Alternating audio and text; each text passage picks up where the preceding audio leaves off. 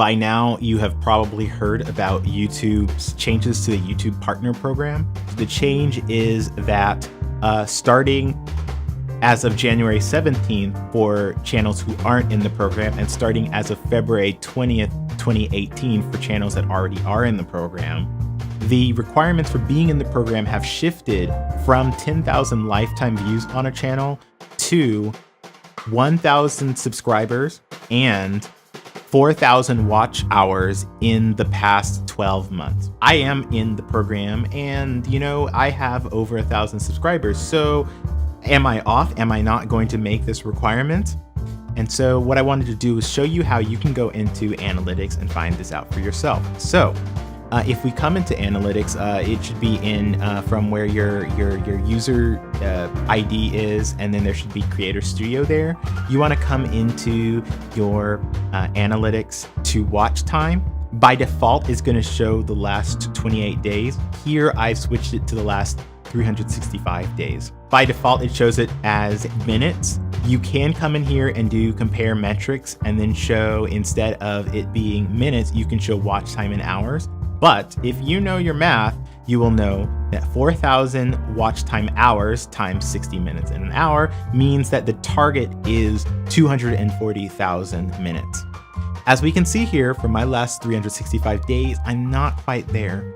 Instead of having 240,000 minutes, I only have 226,000, so I'm a little bit under. But you can see here that my earliest time frame from the 365 days is a bit lower than my most recent minutes. So my channel has been growing and has been getting more views and more minutes recently than in the past. If this is true for you as well, then you might want to figure out, are you going to be able to make the 240,000 minutes within the appropriate time frame?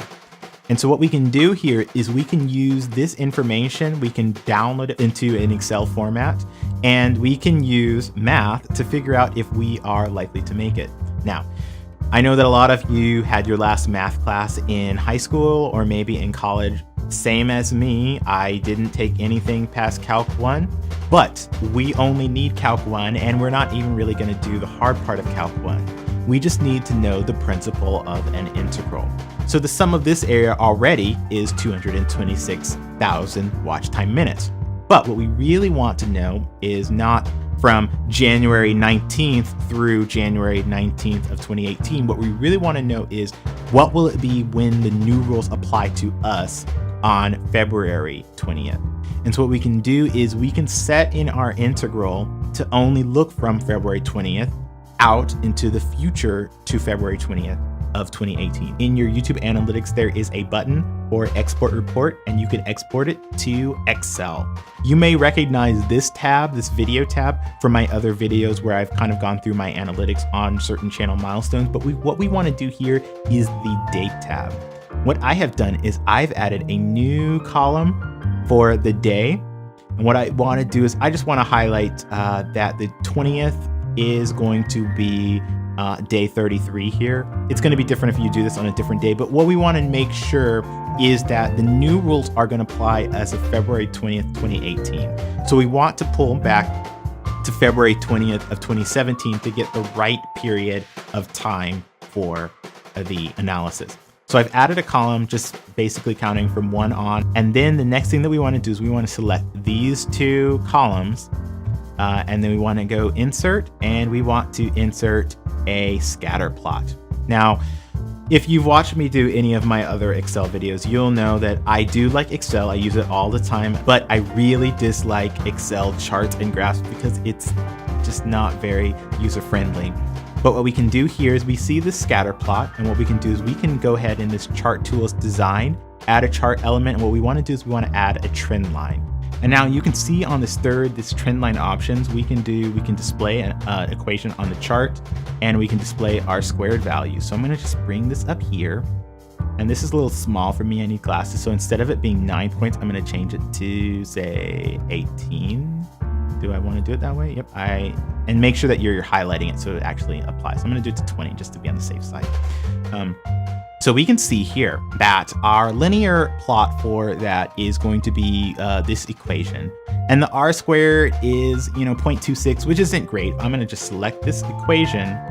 Can I copy that? I guess I have to use Control C. And what I've done is I have looked up an integral calculator. This is where we get to the calculus part. And this is why you don't actually need to know calculus, because there are calculators online that you put in the equation and it will figure it out for you. So what I'm gonna do is I'm just gonna put in this formula. And over here, you'll see upper bound and lower bound. So currently, Excel has data for days 1 through days 365. Day 1 is January 19th, but that's not what we want. We want that day 1 will be February 20th. So instead, we need to define what is February 20th with respect to our data.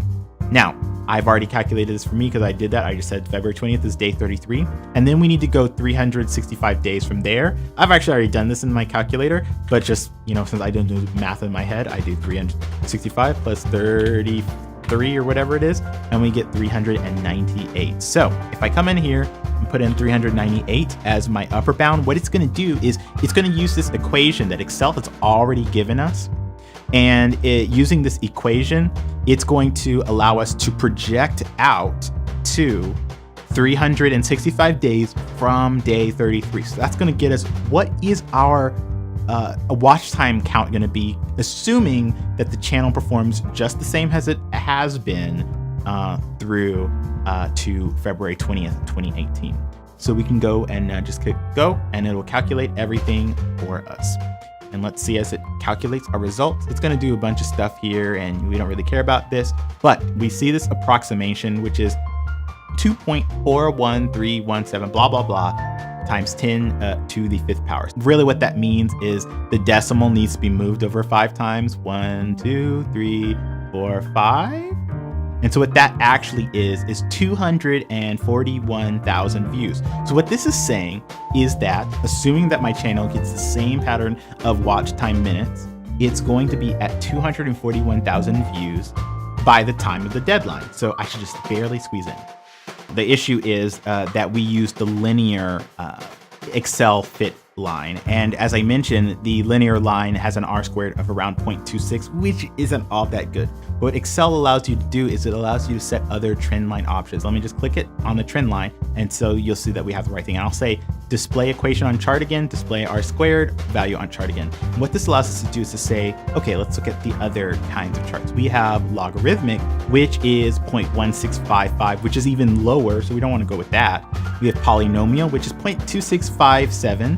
It has an order of 2. We can increase the order if we want to, but I don't want to go there quite yet. We have power, which is 0.21, not that good. Then we have exponential, which is 0.3297. So this is still a very easy formula to work with, but it's considerably it's a considerably better fit for our data. Still 0.32 is not the best, but we're going to work with it. So I'm going to come over here, and instead of using our existing formula, I'm going to do this for the same time frame.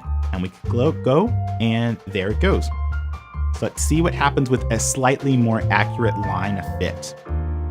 Uh-oh, I am only at 231,000 under this projection. So it appears that with a slightly more accurate line to an equation for my data, that I'm slightly under 240,000. So we need to go into thinking about something a little bit more important, which is how can musicians, and really how can any YouTuber, increase their watch time? One thing that I have noticed people doing, and I believe that it is going to be very big in terms of potential, are extended live streams.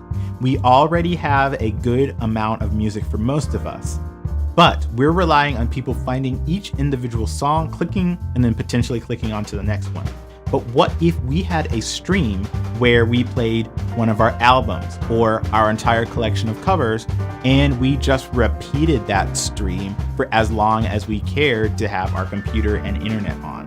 This is something that some musicians have already been doing. Stephen Morris Sound and Music has done a, I don't know how long the live stream ended up, but it was over and over stream of first his Forest album, and then after his Forest album, he switched it up to his Summer music album.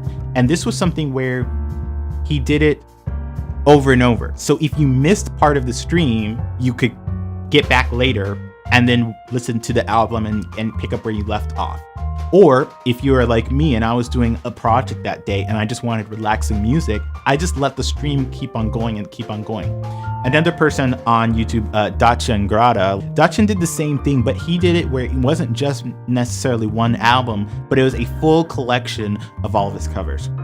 So I anticipate that more musicians are going to start doing this. And it's really a good idea because when you come to the YouTube homepage, YouTube really promotes those live streams in the recommended section of the homepage. You see here, it shows as live now, and it's going to show up and it's going to be there. YouTube is trying to compete with Twitch, and because it's trying to compete with Twitch, it really wants people to do live streams on its platforms. And so it will promote those live streams while they're going on so that people don't feel like they have to do live streams on Twitch. So if you can, think about doing a live stream. I'll say one thing before I end. Every expert will say the same thing. You have to diversify. As musicians, we have opportunities. We can license our music for Spotify, iTunes, etc. There's SoundDrop, there's DistroKid, there's all those different options. We can get Patreon. That's another option to get funded and sponsored by our fans. Relying solely on ad revenue is not smart. And I'm not saying it's because YouTube is out to get anyone. It's just because relying on one source of revenue is not a good idea in any field.